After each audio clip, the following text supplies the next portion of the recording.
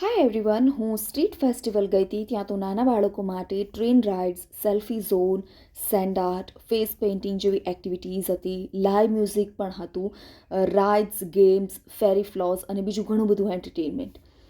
મેં બધાને બ્રેસલેટ બનાવતા જોયા કે જેને જે રીતે બનાવવું હોય એ પોતપોતાની રીતે બનાવે.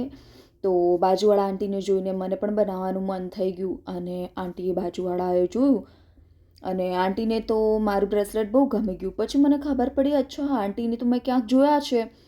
અને મેં એમને કીધું તો એને પણ યાદ આવી ગયા, અચ્છા આ એ છે જેને મેં બધી સ્ટોરીઝ કીધી હતી, આપણે પેલી જગ્યાએ મળ્યા હતા.